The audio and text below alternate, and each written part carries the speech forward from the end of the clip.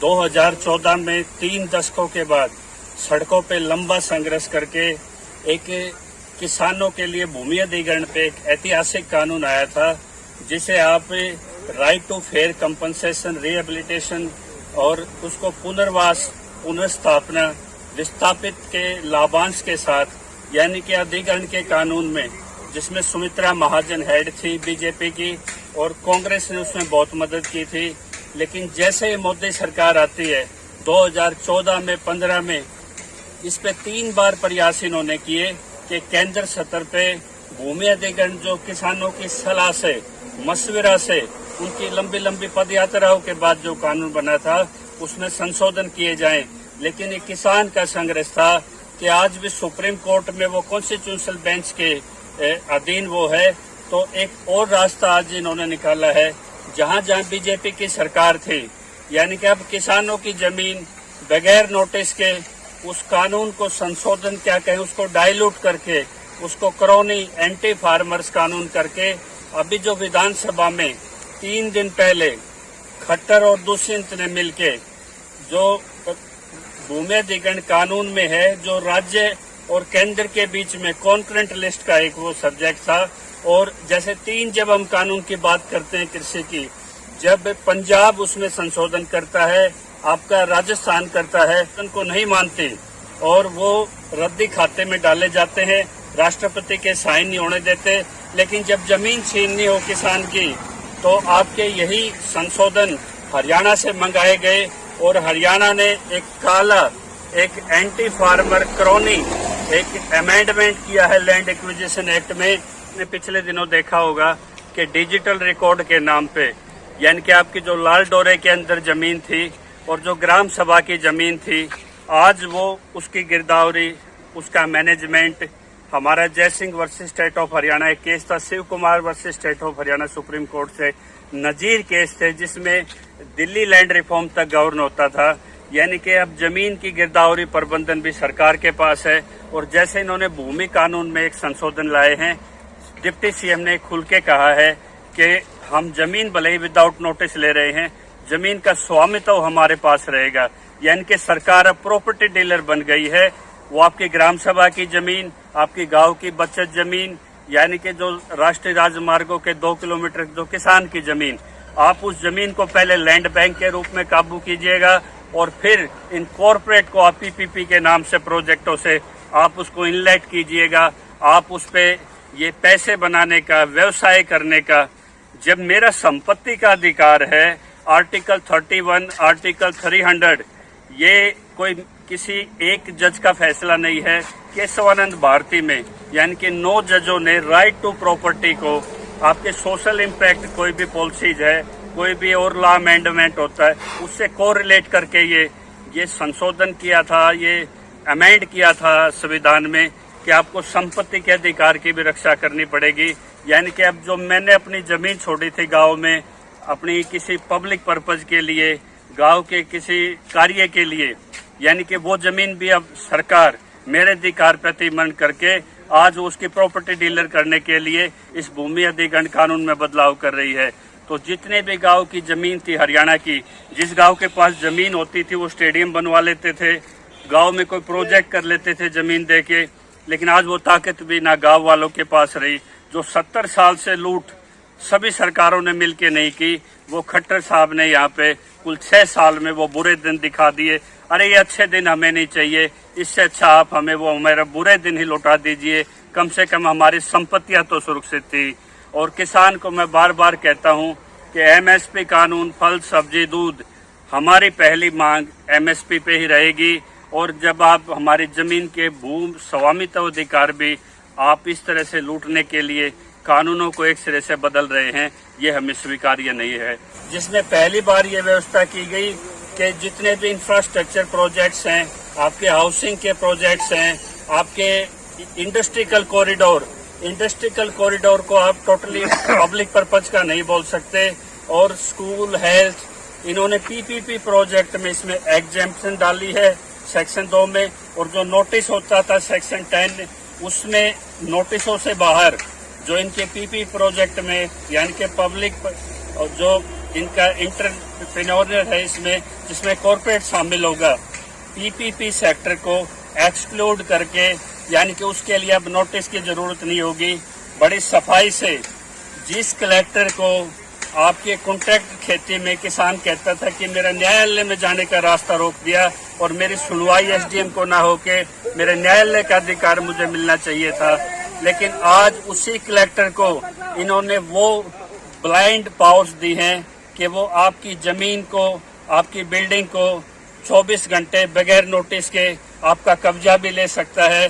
और जो central act में एक प्रोविजन था कि जो 70% भूमि मालिकाओं की सलाह ली जाती थी, कंसेंट था, इन्वायरमेंट इम्पैक्ट स्टडी थी, सोशल इम्पैक्ट स्टडी थी, यहाँ तक के जो एससी बीसी जो श्रमिक हमारे खेतों में काम करते थे, 3 साल से अगर कोई डोमिसाइल में रहता था, उनके हक थे, काश्तकार खेती के थे, टीनेंसी के थे, मोर्टगेज के थे, को शेयर जो खेवटों में डिस्प्यूट थे उसकी सुनवाई होती थी, यानी कि वो सीधा एक कलम से खत्म है। अब ना को शेयर के राइट हैं, ना आपके मोर्टगेज के राइट हैं, ना टीनेंट के राइट हैं, ना ईजमेंट राइट्स हैं, और बगैर सोशल इम्पैक्ट के, यानी कि हरियाणा में जहाँ 3334B राष्ट्रीय राजमार्ग निकल रहा है, अनेकों राजमार्ग आज हरियाणा से निकल रहे हैं। रैपिड रेल की एक व्यवस्था की गई है, और यहाँ जैसे आप केएमपी देखें बार बार, इसके 2 किलोमीटर जो एनसीआर में जितनी भी लैंड लगती थी, इन्होंने बड़ी सफाई से उस जमीन को रातों रात उस पर कब्जा करने के लिए इन्होंने 31A में डीसी को वो पावर दी है, यानी कि डीसी सरकार का एक क्लर्क होता है। और जो इस कानून में इन्होंने नोटिस को हटा दिया गया, और पहले सुनवाई के बाद जो अल्टरनेट प्लॉट मिलता था किसान को उस जमीन के बदले, वो प्रोविजन भी खत्म कर दिया। और जिस विधानसभा में विपक्ष, आज वहाँ हुड्डा साहब थे, निर्दलीय विधायक थे, तो आज होना ये चाहिए था, इनको राज्यपाल के पास तुरंत जाना चाहिए था, नोटिस करना चाहिए था कि किसान विरोधी कानून है। हरियाणा की एनसीआर की जमीन में इससे बड़ा कुठाराघात किसान के लिए, जिसकी जमीन हम बचाने के लिए आए थे, और हमारी जमीन छीनने के लिए भाजपा ने जो ये हरियाणा विधानसभा में जो ये डेकोरियन लॉ बनाया है, एक से बाद एक डेकोरियन लॉ है। यही खट्टर साहब हैं जो अपनी जाति विशेष को लाभ देने के लिए शहरों में माल पे, दुकान पे जो ये मालिक थे उनको मालिकाना हक दे दिया गया, तब भी किसान नहीं बोला। अब किसान जब बॉर्डरों पे बैठा है यहाँ पे, तो ये पीछे से इन्होंने इस तरह का कानून लागू कर दिया, यानी कि उसमें ना नोटिस की जरूरत। और इन्होंने कहा कि 16 राज्यों में कहीं ना कहीं संशोधन हुए हैं। मैं डिप्टी सीएम से ये पूछना चाहूँगा, जिन भी 16 राज्यों में संशोधन हुए हैं, सबसे पहले गुजरात का वो मॉडल था ये जिसमें संशोधन हुआ था, उसी को सिंक करके हरियाणा में ये ट्रायल की जा रही है। महाराष्ट्र था, तेलंगाना था, जहाँ जहाँ आपने जमीन छीनने के लिए भूमि अधिग्रहण में ये बदलाव किए गए, वहीं आप देखिए हाई कोर्ट में केसों की भरमार है। जब आप सुप्रीम कोर्ट में कहते हैं कानून होल्ड पे, इसी तरह से हमारे जब 3 कानून जब सुप्रीम कोर्ट पे होल्ड पे थे, 29,000 करोड़ का वेयर हाउसिंग का, यानी कि अपने उद्योगपति कॉर्पोरेट को फायदा पहुंचाने के लिए किसान की जो 70 साल में हमारी गर्दन इस तरह नहीं काटी गई। यदि किसी की जमीन जाती है तो उसको 1 दिन, 2 दिन, 24 घंटे का एक नोटिस का प्रोविजन था। अब कोई प्रोविजन नहीं है।